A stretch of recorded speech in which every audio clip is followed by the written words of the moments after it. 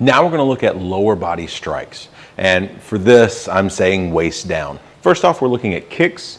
And anytime you're using a kick, we are never going to come above the waist. So all kicks are going to be low.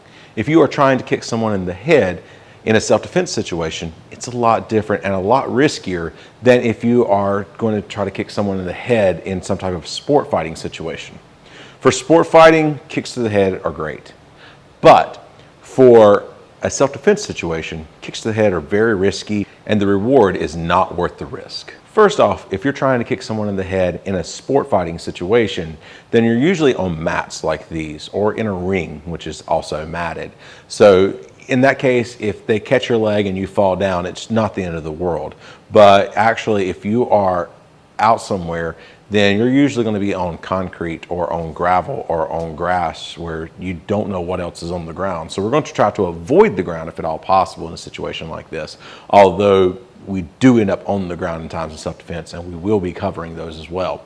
But we don't want to voluntarily take the dive or take the chance that we may end up falling because of a poor choice in technique.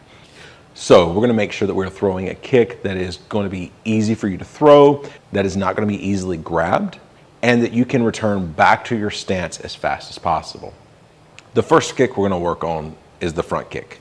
So from here, whether you're in a spear stance or whether you're in a fighting stance, that does not matter. What we're going to do is we are going to lift our leg up. We're going to pull our toes back. We're going to kick with the ball of the foot. Okay, so that's that part right behind the toes.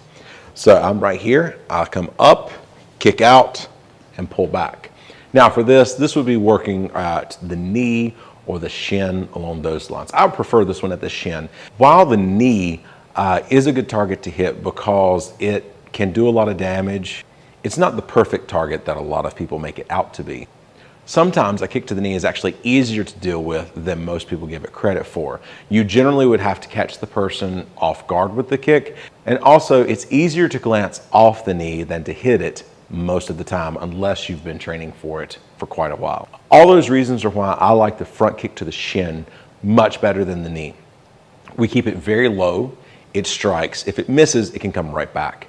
So from right here, you can strike, boom, and come right back. But we want that nice snap to the kick. And the reason you want a nice snap to the kick is because it's actually going to cause more pain. And what we're looking for in this situation is pain. We're trying to cause pain very quickly so we can get away. So from right here, pull those toes back and kick and come back. So from right here, the way you want to practice this, find something that you can kick that is not going to do any damage. And you just want to make sure that you are working on throwing that kick out, hitting something, and coming back. It doesn't take a tremendous amount of power in order to cause the person pain. Anytime you've bumped your shin into a coffee table or anything like that, you know it hurts. So just disrupting them by throwing that quick kick out there is going to help you out a lot. So now I have Bob out here. What we want to do is from this position, I'm just going to throw the kick and come back. This works out even better if the person happens to be stepping toward you. So you've given them warning, okay? You know that they are up to no good.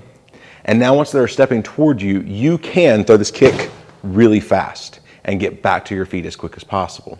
We don't want to stand on one leg very long in any type of self-defense situation. So if you're going to throw that kick, you have to make sure that number one, it's going to count. It's going to work for you. And number two, you're able to get back to your feet as fast as possible.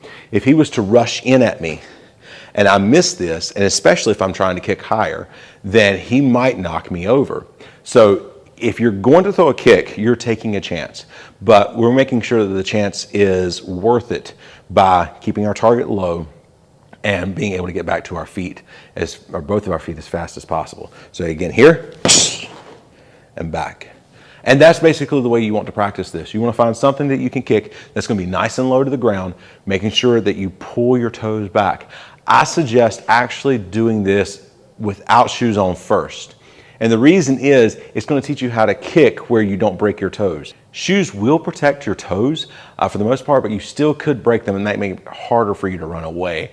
But if you go ahead and learn how to kick properly without getting hurt, then it's going to make it easier in shoes. So from here, kick and come back.